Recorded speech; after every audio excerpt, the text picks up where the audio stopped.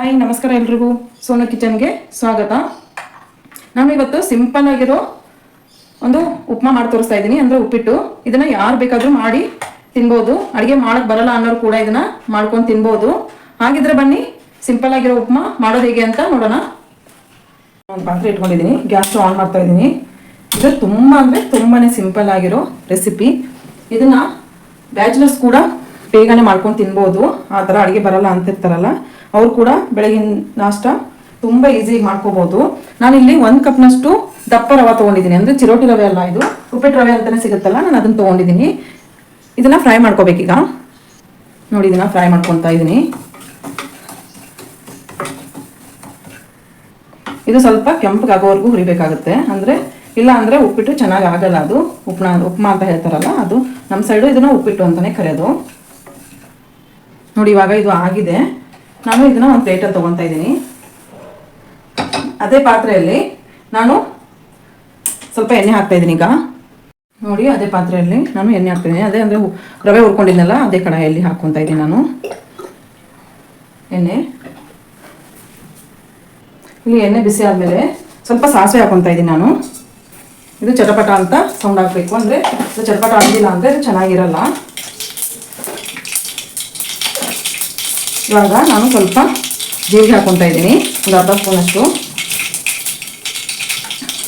ನೋಡಿ, ಇಲ್ಲಿ ಸ್ವಲ್ಪ ಅಂದರೆ ಸ್ವಲ್ಪ ಶೇಂಗಾ ಹಾಕ್ಕೊತಾ ಇದ್ದೀನಿ, ಮತ್ತು ಕಡಲೆಬೇಳೆ ಮತ್ತು ಉದ್ದಿನಬೇಳೆ, ಸ್ವಲ್ಪ ಉದ್ದಿನಬೇಳೆ.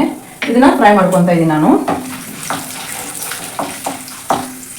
ನೋಡಿ, ಇವಾಗ ಅದು ಫ್ರೈ ಆದಮೇಲೆ ನಾನು ಇಲ್ಲಿ 2 ಮೆಣಸಿನ್ಕಾಯಿ ಕಟ್ ಮಾಡಿ ಇಟ್ಕೊಂಡಿದ್ದೆ, ಹಸಿಮೆಣಸಿನ್ಕಾಯಿ, ಅದನ್ನು ಹಾಕ್ತಾಯಿದ್ದೀನಿ. ಗ್ರೀನ್ ಚಿಲ್ಲಿ ಮತ್ತು ಸ್ವಲ್ಪ ಆನಿಯನ್ ಹಾಕ್ತಾಯಿದ್ದೀನಿ, ಅಲ್ಲಿ ಕಟ್ ಮಾಡಿ ಇಟ್ಕೊಂಡಿದ್ದೆ ಚಿಕ್ಕ ಚಿಕ್ಕದಾಗಿ, ಮತ್ತು ಕರಿಬೇವು ಸೊಪ್ಪು. ಇದನ್ನು ಮತ್ತೆ ಫ್ರೈ ಮಾಡಬೇಕು.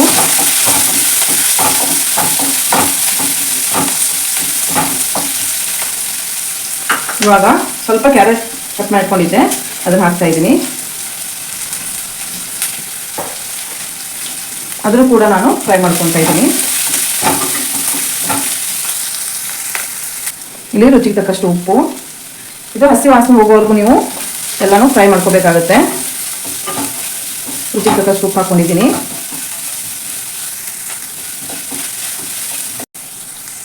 ಇವಾಗ ನೋಡಿ, ಯಾವ ಕಪ್ಪಿಂದ ರವೆ ತೊಗೊಂಡಿದ್ದೀನೋ ಅದೇ ಕಪ್ಪಿಂದ ನಾನು ನೀರು ಹಾಕ್ಕೊತಾ ಇದ್ದೀನಿ ಇಲ್ಲಿ. ನೋಡಿ, 1 ಕಪ್ ನಾವು ರವೆ ತೊಗೊಂಡ್ರೆ 2.5 ಕಪ್ನಷ್ಟು ನೀರು ಹಾಕ್ಕೋಬೇಕಾಗತ್ತೆ. ನಾನು ಇಲ್ಲಿ 2.5 ಕಪ್ನಷ್ಟು ನೀರು ಹಾಕ್ಕೊಂಡಿದ್ದೀನಿ. ಇವಾಗ ಇಲ್ಲಿ ಸ್ವಲ್ಪ ನಾನು ಸಕ್ಕರೆ ಹಾಕಿದೆ. ಸಕ್ಕರೆ ಹಾಕಿದ ಮೇಲೆ ಸ್ವಲ್ಪ ಇದನ್ನು ಮಿಕ್ಸ್ ಮಾಡಿ ಇದನ್ನು ನೀರು ಕುದಿಯೋಕ್ಕೆ ಬಿಟ್ಬಿಡಿ. ಇವಾಗ ಈ ಥರ ನೀರು ಕುದಿಬೇಕದು. ನೀರು ಕುದಿಯುವಾಗ ನಾನು ಈ ರವೆ ಹುರಿದಿಟ್ಕೊಂಡಿದ್ದೆನಲ್ಲ, ಇದನ್ನು ಹಾಕ್ತಾ ಇದ್ದೀನಿ ಈಗ.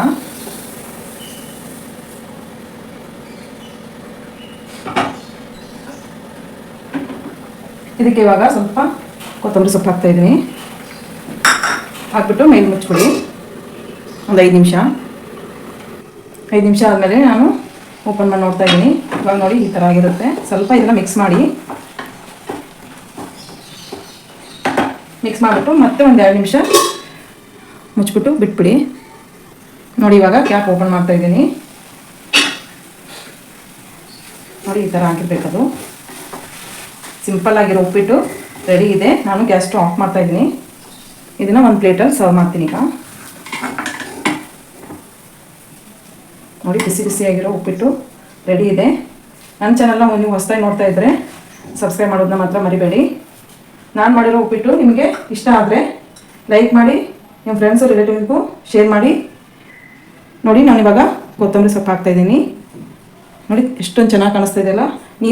ನೀವು ಈ ಥರ ಉಪ್ಪಿಟ್ಟು ಮಾಡಿಕೊಂಡು ಟೇಸ್ಟ್ ನೋಡಿಬಿಟ್ಟು ಕಮೆಂಟ್ಸ್ನಲ್ಲಿ ತಿಳಿಸಿ. Thank you for watching. Bye.